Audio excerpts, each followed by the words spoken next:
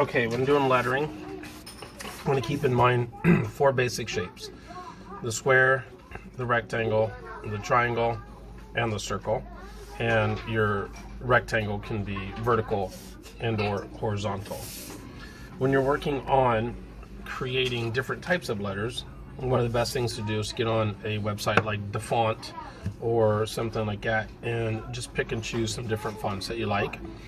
And then what you'll do to start with is you'll just lightly draw them on your paper. So I'll use the A as an example. So I'm just going to use this font, which is sort of like Mistral, is to just lightly draw it on my paper. That way I can erase it. And then I'll use my Sharpie marker and I'll outline around it, making sure not to touch the lines. When I'm done, then I can fill it in with color, either with paint or with marker, like that. Now, the same thing happens with something like Old English. When you're doing Old English, we're going to keep our square in mind. So in Old English, I want to first create a square, and I'm going to contain myself inside that square. And usually Old English is on an angle that goes like this. So I'm going to do an angle like this. And then I'm going to keep my O inside of that. Once I keep my O inside of that, hey boys and girls, it's a little too loud. Boys and girls, a little too loud. And then I'm going to follow my lines around here, almost like a calligraphy line. And then do my inside here. And then this I can do at the end. And then I'll just follow those lines around. And on this case, I'm going to go with and on top of the line itself. Like that. And then I'll fill those in. Once I'm done with the marker part or with paint, then I'll go back with an eraser and erase my guidelines. And that's the reason why I draw lightly in the first place. No one really will see that square or those guidelines, they'll just see the marker. Now, same thing can happen with words like how or to or whatever. You just keep I'll use a larger piece of paper. Let's say if I want to do the word cat. Hold on for a second. Hey boys and girls, it's still a little too loud. Can we color? It's still, yeah, color already. It's still a little too loud. And I'm going to create some rectangles here.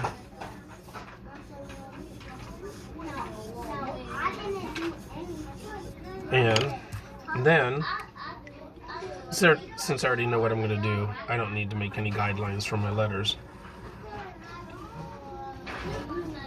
And then I can make my letters fill up that area. And I have that font, like that. Now, the same thing happens with cursive. Say if you're writing a person's name, like John, well, I'll do traditional, like cursive, but I'm going to do a lowercase. John, like that.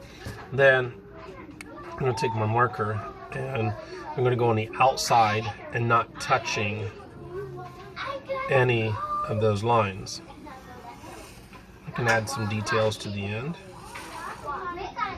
and go all the way around the outside edge. Essentially what you're doing is tracing around it.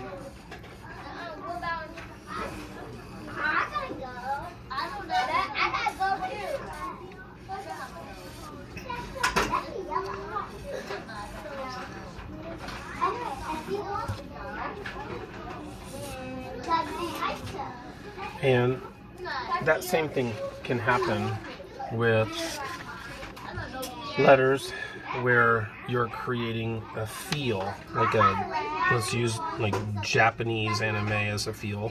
Like I'll use the word think, and I'll just use THINK, and then I'm just going to instead do angled and large to small lines,